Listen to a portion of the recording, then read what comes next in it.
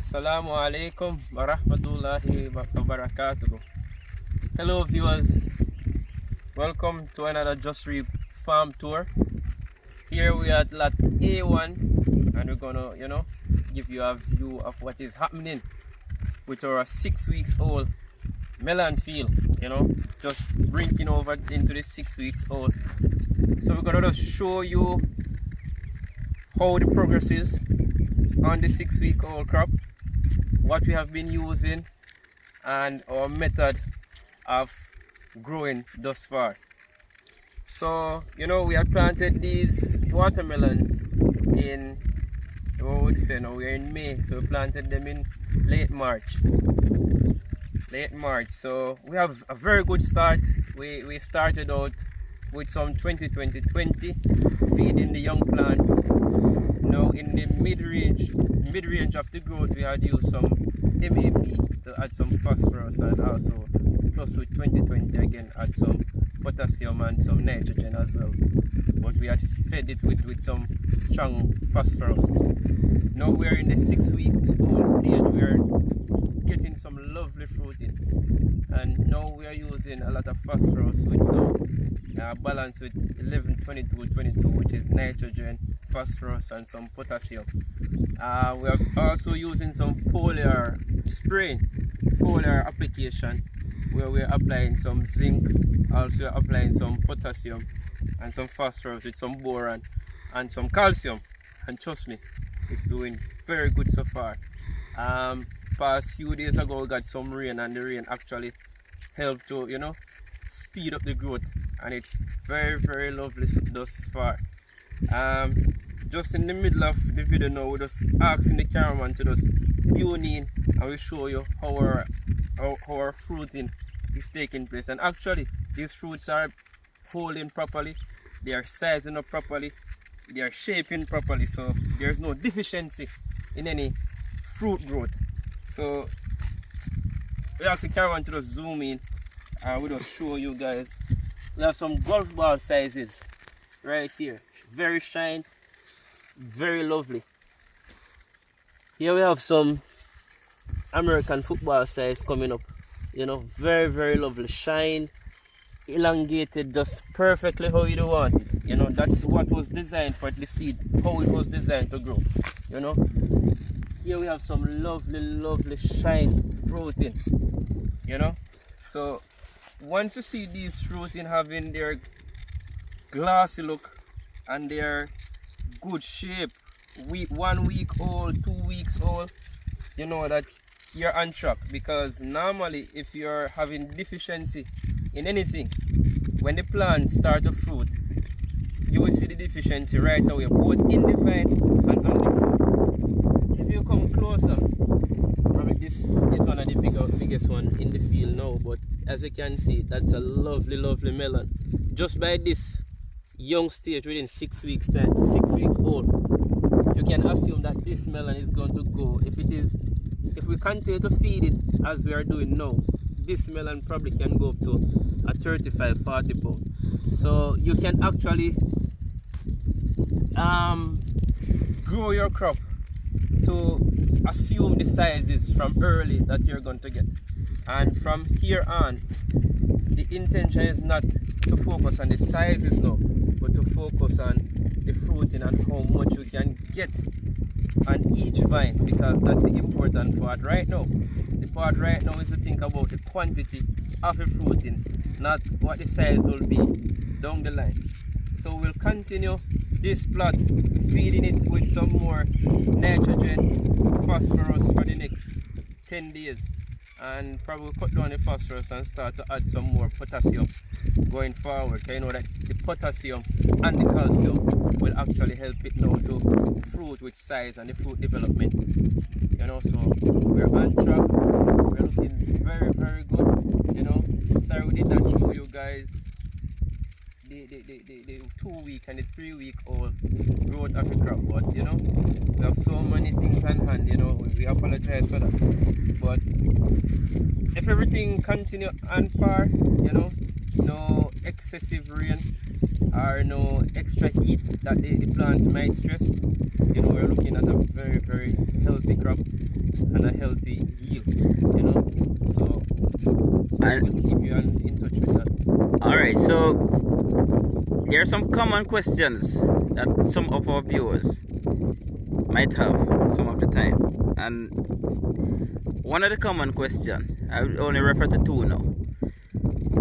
Do we at JUSREAP Farms plant organic watermelon, and how is it that manure from animals or from mulching helps the crop, and how do the whole aspect of microbes operate in the soil, and does these application to the soil enrich the soil?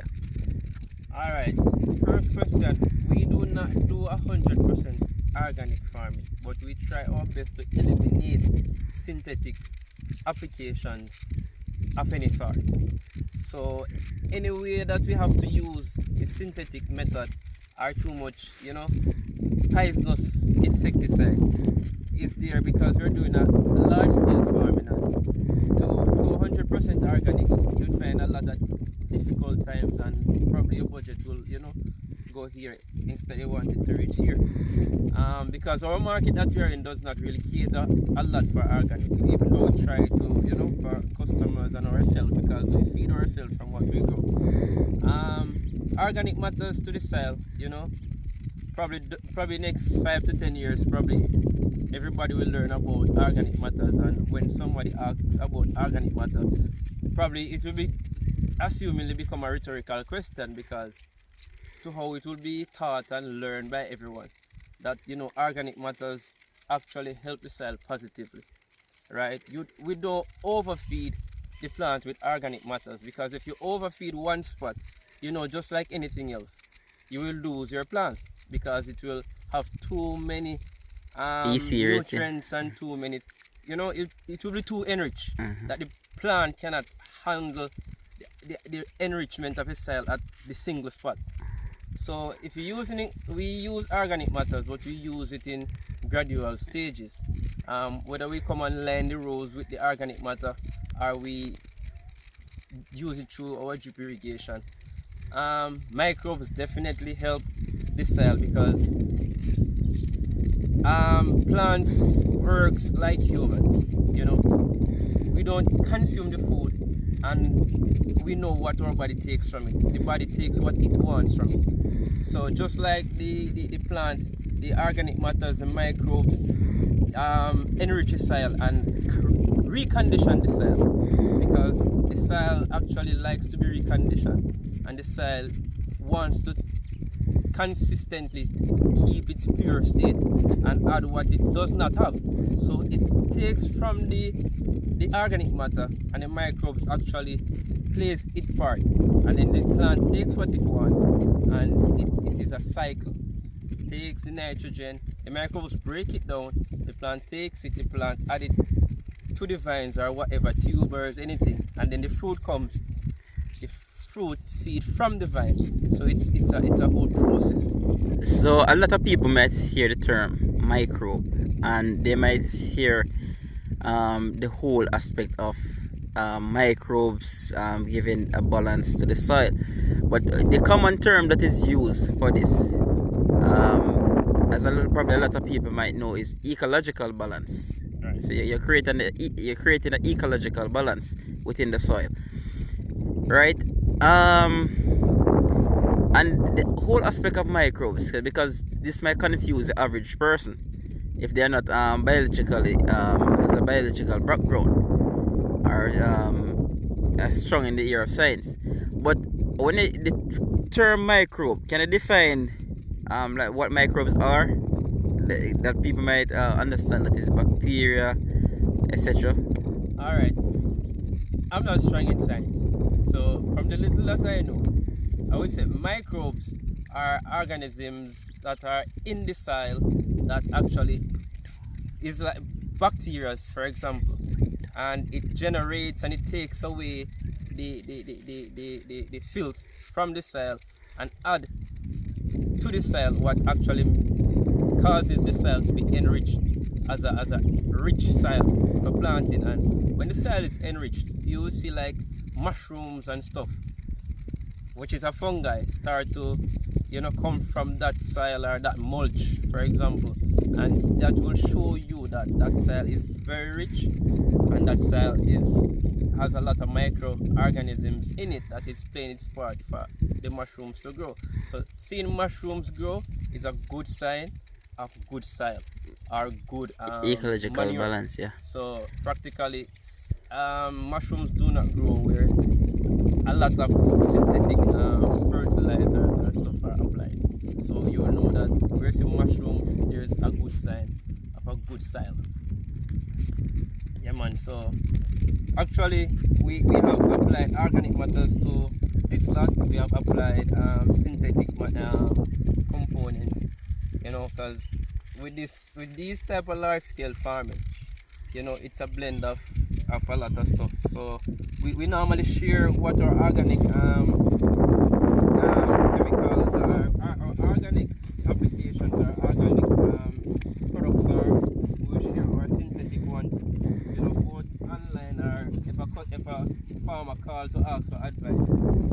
We do not hide what we use to grow our crops, because what we do, we love to see farmers actually get good yield, get good crops, because as a farmer, no farmer like to lose. It's a part of the game, losing. But if farmers can help farmers, I think that is a plus. Farmers using a product and did not become successful, and you see another farmer using the same product, we share our advice, and if they can find another way or they can use it, and also give you their feedback, because you might use a product but you might use it incorrectly. Somebody else might use a product and use it incorrectly, and you can help. So as farmers, we are here to help. We are here to see everyone farm looking like this, like us at JUSREAP. We do not hide our knowledge and the little that we know, because a lot of time we have to ask persons who are more knowledgeable or have more experience in a particular crop than we do. So as farmers, we don't think knowledge is supposed to hide. And if there's any farmer out there think I'm saying something wrong, I hope that you would find it one day that you might help farmers how to get a good yield, how to grow a good crop, because you have a lot of new farmers in this industry, and they don't have a lot of knowledge, and a lot of times we say they're doing foolishness, but we're not yet to help them. So we advise young farmers, we advise long-time farmers, because a lot of people farming sometimes and do not know how to use a particular product. They're using it wrong, because how they buy it, not every farm store sales rep have knowledge of how things are used. We in the field sometimes have it is experience, so we know how a particular thing used, when to apply it and how to apply it. So we are seeing some lovely leaves in this field. We just ask the cameraman to just give you a wide tour of how the farm is looking.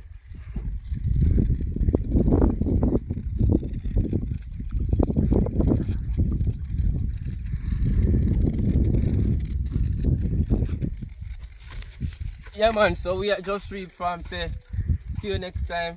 Big up yourself. Assalamu alaikum. Alaikum assalam wa rahmatullahi wa barakatuh.